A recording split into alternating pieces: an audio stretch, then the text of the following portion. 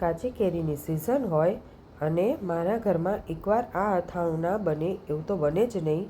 આપણે આજે કાચી કેરીમાંથી ઇન્સ્ટન્ટ અથાણું બનાવવાના છીએ, જે તમે 1 મહિનો સુધી સ્ટોર કરી શકો છો.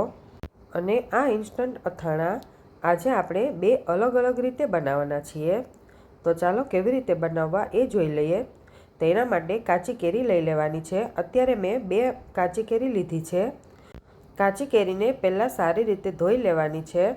પછી આપણે તેને કોરી કરીને આ રીતે કટ કરવાની છે. અંદરના બીજને આપણે કાઢી લઈશું.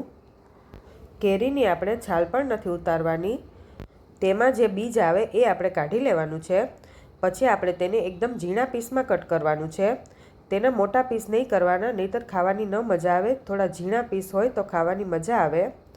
આ રીતે આપણે બંને કેરીના કટ કરી લીધા છે. તેમાંથી એક કેરીના કટકા આપણે એક બાઉલમાં લઈ લીધા છે. તેમાં આપણે ઇન્સ્ટન્ટ જે અચાર મસાલો આવે એ એડ કરી દેવાનો છે. મેં અહીંયા 3 ચમચી એડ કર્યો છે. તમે વધારે ઓછો એડ કરી શકો છો. પછી અડધી ચમચી મીઠું એડ કરવાનું છે. તમે તમારા સ્વાદ પ્રમાણે એડ કરી શકો છો. 2 ચમચી જેટલું તેલને આપણે ગરમ કરવાનું છે અને એ તેલ આમાં એડ કરી દેવાનું છે. તેલ એડ કરવાથી આ અથાણાને 1 મહિનો સુધી કંઈ નહીં થાય. હવે આપણે સારી રીતે મિક્સ કરી લેવાનું છે. તો આપણું અથાણું તૈયાર થઈ ગયું છે. હવે આપણે બીજી રીતે બનાવી લઈએ. તો તેના માટે એક પેનમાં અડધી ચમચી જેટલી રાઈ લીધી છે. 1 ચમચી જેટલી વરિયાળી લઈ લેવાની છે.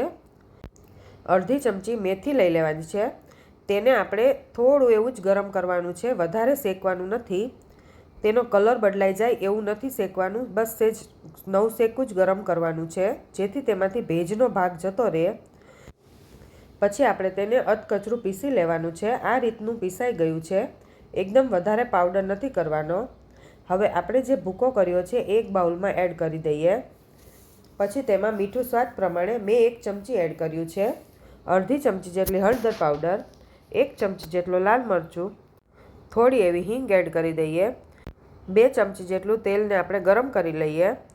આ રીતે વરાળ નીકળે એવું ગરમ કર્યું છે.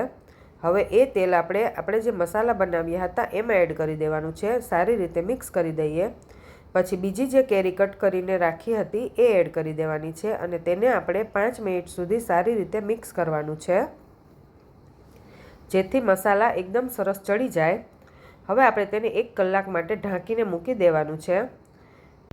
1 કલાક પછી જોઈએ તો આપણા અથાણા તૈયાર થઈ ગયા છે.